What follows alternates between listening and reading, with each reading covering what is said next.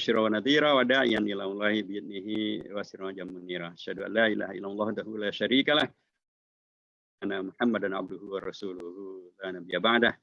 Qala Allah azza wa jalla fi kitabil aziz a'udzu billahi minasyaitonir rajim ya ayyuhalladzina amanu taqullaha wal tanzur nafsum ma qaddamat lighadin wattaqullaha innallaha khabirum bima ta'malun.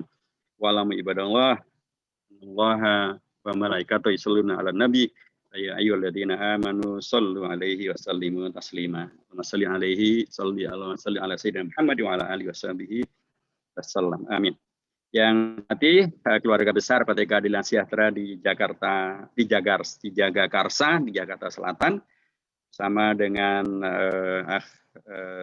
Widya Eka Putra, Ketua DPC Jagakarsa, dan juga Ustadz Mansur Hidayatullah, Ketua DPD Jakarta Selatan, dan seluruh ikhwah dan sekalian pimpinan PKS di Jakarta Selatan, di Jagakarsa, di ranting-rantingnya, di kelurahan-kelurahannya, di DPR-DPR-nya, ya, dan juga di seluruh kelompok pengkaderan yang semuanya saya hormati. Pertama, tentu kita bersyukur pada Allah SWT bahwa alhamdulillah Allah mempertemukan kita kembali dengan Hari Raya Idul Fitri dan bersama dengan PKS bertemu kembali dengan melanjutkan tradisi silaturahim halal bil halal. Ini juga sangat penting untuk disyukuri karena pertama ya banyak saja saudara kita yang karena COVID-19 dan lain sebagainya telah mendahului kita. Mungkin sebelum Idul Fitri, ada yang setelah Idul Fitri, tapi belum sempat halal bihalal. Alhamdulillah dimudahkan untuk Idul Fitri, kemudian halal bihalal, dan insya Allah mudah-mudahan dimudahkan untuk yang berikutnya. Tentu itu adalah karunia Allah yang penting untuk kita syukuri. Supaya apa? Supaya kita semakin sehat walafiat, kita semakin bisa melanjutkan kegiatan dakwah kita, melanjutkan kegiatan partai, menghadirkan kemaslahatan bagi umat, membela kepentingan warga, membela kepentingan bangsa, beribadah yang sebanyak-banyaknya, menghadirkan yang ma'ruf, meninggalkan yang mungkar. Maksud juga membantu saudara-saudara kita di Palestina dengan soroh dan dengan beragam cara yang bisa kita lakukan. Yang kedua tentu saya harus sampaikan jazakumullah khairan kepada DPC Jagakarsa, Widya Eka Putra dan seluruh pimpinan di Jagakarsa karena telah melanjutkan apa yang dilakukan oleh PKS ya di tingkat DPD, di tingkat DPW, di tingkat nasional, yaitu menyelenggarakan halal bil halal. Ini penting untuk digarisbawahi dan penting untuk kita jadikan sebagai pemahaman yang operasional ya, yang berkelanjutan bahwa PKS memang tidak seperti yang sering dituduhkan gitu ya, PKS itu ingin mengarabkan Indonesia gitu. PKS itu adalah transnasional dan karenanya ingin menghabisi budaya bangsa yang ada di Indonesia. Ternyata dengan misalnya halal bihalal ini membuktikan bahwa fitnah itu adalah kebohongan belaka gitu ya. Memang kata-kata halal bihalal bukan bahasa Jawa, bukan bahasa Minang, dia adalah bahasa Arab. Tapi justru bahasa Arab yang malah nggak ada di Arab sana gitu. Kata-kata halal bihalal itu nggak ada di kamus-kamus bahasa Arab juga tidak ada. Kamus terminologi sosial juga tidak ada gitu ya. Dan apalagi dalam praktek juga nggak ada. Itu adalah khas Indonesia. Ungkapannya dari bahasa Arab, bahasa Al-Quran juga. Tapi pemaknaan hakiki dan sosiologisnya adalah khas Indonesia. Karena dia memang, dan bahkan juga relatif belum lama ya, dia baru diciptakan pada Ramadan tahun 1948.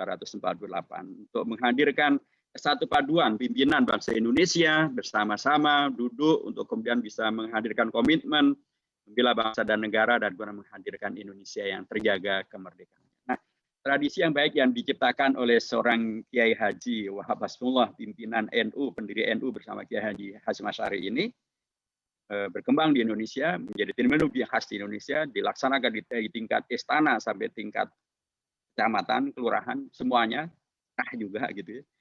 Nah, PKS ikut melaksanakan itu, menandakan bahwa PKS tidak mempunyai masalah apapun untuk melanjutkan, untuk mengembangkan, untuk melakukan tradisi-tradisi yang baik yang ada di Indonesia. Apalagi kalau tradisi itu diciptakan oleh para ulama, kalau tradisi itu menghadirkan kemaslahatan bagi bangsa, PKS akan ikut melaksanakannya. Halal bil halal. Ini menjadi penting untuk selalu diingatkan sekali lagi karena tadi di pihak sana seringkali masih ada yang memfitnah. Kadang-kadang di internal kita juga ada saja yang kemudian mengira bahwa itu bukan Islam, mengira bahwa itu adalah bid'ah, mengira bahwa itu tentu bukan dari ajaran kita. Maksud saya membid'ahkan yang kayak begini bukan ajaran kita. Kita justru menghadirkan segala yang baik dalam konteks muamalah, kita lanjutkan. Nah, yang kedua juga hari ini adalah bertepatan dengan tanggal 1 Juni yang tadi di Istana Negara diperingati sebagai hari kelahiran Pancasila. Sekarang memang menjadi muncul perdebatan gitu ya, apakah lahirnya itu 1 Juni, 18 Juni, 18 Agustus, 22 Juni, atau kapan. Sesungguhnya permasalahan itu sudah terselesaikan dengan Kepres yang menegaskan bahwa 1 Juni memang adalah awal dimunculkannya Pancasila, tapi kemudian rumusannya tidak selesai di tanggal 1 Juni, tapi rumusannya berlanjut di tanggal 22 Juni dan finalnya di tanggal 18 Agustus, sebagaimana yang sekarang kita kenal. Tetapi 18 Agustus, kalaupun kita merujuk pada pembukaan Undang-Undang Dasar, itu di sana tidak ada kata-kata Pancasila. Karena di alinea keempat Undang-Undang Dasar itu menyebutkan tentang berdirinya negara Republik Indonesia yang berdaulat, yang berdasarkan kepada ketuhanan Yang Maha Esa, kemanusiaan yang adil dan beradab dan seterusnya. Tidak ada kata-kata Pancasila di situ. Tapi lima hal tadi itulah yang diyakini, difahami, itulah Pancasila. Nah, istilah Pancasila pertama kali yang menyebutkannya adalah Bung Karno.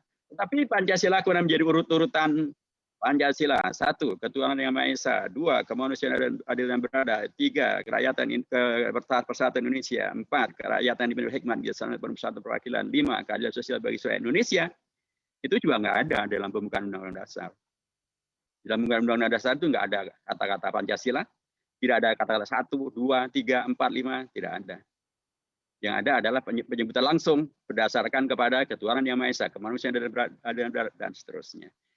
Dari mana munculnya Pancasila? 1, ketuhanan Yang Maha Esa. 2, kemanusiaan dan seterusnya. Munculnya dari instruksi Presiden Soeharto. Instruksi nomor 12 tahun 1968. Ya, jadi kita PKS tidak memperdebatkan tentang tanggal-tanggal, tapi kita memperdebatkan tentang dan mengkritisi tentang bagaimana Pancasila ini betul-betul hadir dan dilaksanakan. Karena belakangan terlihat betul bahwa Pancasila sebagaimana dipidatokan oleh Presiden Partai PKS dalam halal PKS kemarin, ada yang menjadikan Pancasila justru untuk memecah belah anak bangsa. Padahal harusnya Pancasila itu menyatu padukan anak bangsa. Yang menghadirkan dan menyepakati Pancasila itu selain daripada Bung Karno, Bung Hatta, juga ada para ulamanya di situ. Ulama dari NU Kiai Haji Wahid Hasyim, ulama dari Muhammadiyah Kiai Haji Kahar Mutakir, ulama dari Partai Islam ada Haji Agus Salim, ada Haji Abi Kusno Cokroyoso. Jadi bagaimana kemudian Pancasila dipakai untuk memecah belah antara yang Islam dengan yang Pancasila? Sebagaimana kemarin yang dikritisi oleh anggota DPR kita, Ustaz Amzul Yusuf, ada yang kemudian dalam pertanyaan di tes wawasan kebangsaan di KPK itu kan mempermasalahkan, Anda pilih mana, Al-Quran atau Pancasila? Tidak boleh pilih dua-duanya, harus pilih salah satu. Kalau pilih Al-Quran dianggap sebagai gagal, atau tidak lolos, atau tidak diluluskan. Ini kan pertanyaan yang tidak sesuai dengan wawasan kebangsaan yang benar. Pertanyaan yang mengadu domba antara Al-Quran dengan Pancasila, antara Islam dengan Pancasila. Itu wawasan yang ya menurut saya sih yang uji wawasan kebangsaannya salah, dan kalau dia menjawab dengan melakukan itu ya dia tidak lulus. Karena justru wawasan kebangsaan yang dicontohkan oleh para founding fathers dan menghadirkan Pancasila adalah tidak mempertentangkan antara Al-Quran, Islam dengan Pancasila. Justru Pancasila adalah bagian daripada yang disepakati atau yang diciptakan, dikompromikan bersama dengan tokoh-tokoh umat Islam. Ada kiai-kiai dari NU, dari Muhammadiyah, dari Partai Islam. Mereka mustahil karenanya mereka dalam tanda kutip menghadirkan hal yang bertentangan dengan agama Islam dan atau bertentangan dengan negara. Yang menerima Pancasila yang di dalamnya ada Kiai Haji Wahid Hasyim, Kiai Haji Kahar Mutakir dan lain sebagainya, juga adalah Bung Karno, Bung Hatta, Muhammad Yamin, Ahmad Subarjo, masuk juga dari kalangan Kristen, Ahmad Ramis. Mereka menerima dengan adanya ketuhanan Yang Maha Esa untuk menghadirkan persatuan di Indonesia, Sehingga dengan demikian maka klaim-klaim aku Pancasila tapi kalau perilakunya kayak begitu, itu tidak akan menghadirkan Pancasila tapi akan menghadirkan Pancasial. Kita tidak ingin sial. Kita inginnya adalah Islam kita membawa kepada rahmatan lil alamin. Halal bila halal mestinya menghadirkan hal yang kemudian membawa kepada adanya kerahmatan, menghadirkan semakin menguat ya, tidak justru semakin membelah. Jadi PKS dengan halal bihalal dan dengan Pancasila yang kita pahami dengan kokoh ya. Nah, kita paham betul tentang sejarah Pancasila dan lain sebagainya itu memberikan kepada antum semuanya sesungguhnya sebuah landasan yang kokoh dan kuat untuk melanjutkan apa yang menjadi tradisi di PKS, apa yang menjadi keputusan di PKS, baik dalam bentuk tadi melanjutkan segala tradisi yang baik yang ada di Indonesia, halal bihalal, peringatan Maulid dan lain sebagainya, maupun juga dalam konteks bernegara tentang Pancasila, tentang Undang-Undang Dasar, NKRI, kita tidak mempunyai masalah dengan itu semuanya. Bagi PKS itu semuanya sudah selesai. Yang dipentingkan sekarang adalah bagaimana itu semuanya dilaksanakan supaya tidak terjadi teriakannya aku Pancasila, perilakunya malah menghadirkan yang sial. Gitu ya.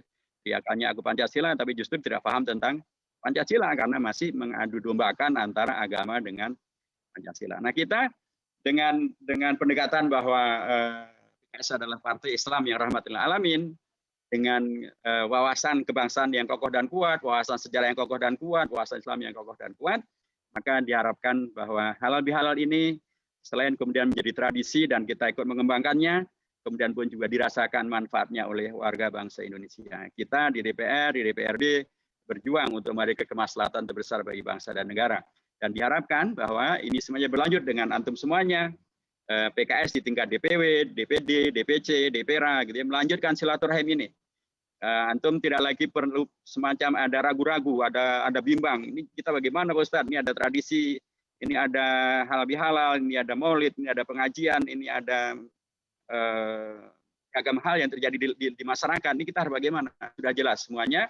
Selama itu adalah tradisi yang baik dan tidak ada kemungkarannya, tidak ada kemaksiatannya, bahkan menghadirkan maslahat, kita akan ikut bersama dengan masyarakat. Bagaimana dengan kelompok-kelompok masyarakat yang nasionalis ya, dalam tanda kutip gitu ya. Kita tidak ada masalah karena silaturahim kita juga selain juga dengan tokoh-tokoh ormas, tokoh-tokoh orpol, tokoh-tokoh ormas Islam ya, dan kemudian juga majelis taklim, para kiai, para ustadzah gitu ya.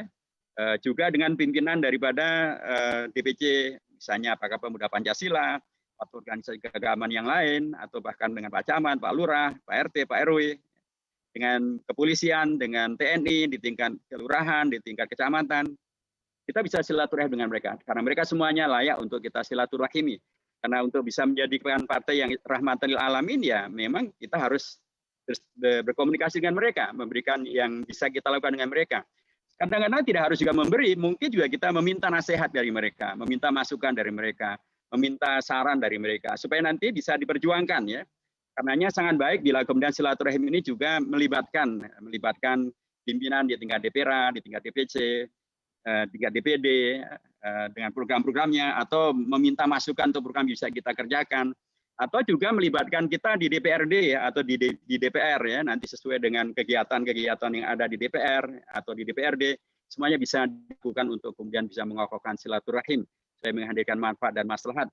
Dengan cara itu maka target-target partai ya terkait dengan masalah recruiting, terkait dengan masalah penyebaran, terkait dengan masalah target-target 2024 dan lain sebagainya akan segera bisa kita wujud. Dan itu semuanya dimulai dengan semangat halal bil halal. Dengan halal bil halal, PKS membuktikan bahwa kita bagian dari Indonesia, kita memajukan Indonesia, kita tidak punya masalah apapun dengan masalah tradisi yang baik yang ada di Indonesia. Dengan Pancasila yang kita pahami ini, kita tidak punya masalah apapun dengan ideologi berbangsa dan bernegara. Justru kita hadir untuk mengingatkan agar semuanya istiqomah komitmen dengan Pancasila yang baik dan benar sebagaimana telah disepakati oleh para ulama kita. Saya kira demikian Evan dan sekalian. Saya mohon maaf karena sudah lanjutkan kegiatan berikutnya dengan ikhwah kita di Yogyakarta. Sekali lagi selamat melaksanakan halal bihalal. Saya juga menyampaikan taqabbalallahu minna wa minkum minal aidin wal faizin wal magulin, dan saya tentu juga harus mohon maaf lahir dan batin bila dalam interaksi kita, kegiatan kita selama ini ada beragam hal yang saya tidak tepat melakukannya. Mohon maafkan untuk kita bisa perbaiki ke depan supaya ke depan menjadi lebih baik lagi. bermanfaat, lebih maslahat, lebih sukses lagi menghadirkan PKS yang betul-betul kokoh, solid, kuat, dan memberikan manfaat dan maslahat yang sebanyak-banyaknya bagi umat, bagi bangsa, bagi tetangga, bagi warga dimanapun kita berada. Barakallahu fikum jami'an. Wal muwaffiq ila aqwamit thoriq wa wal hadi ila sawa'is sabil wa nasrun minallahi wa fathun qarib wa basyiril mu'minin. Assalamualaikum warahmatullahi wabarakatuh.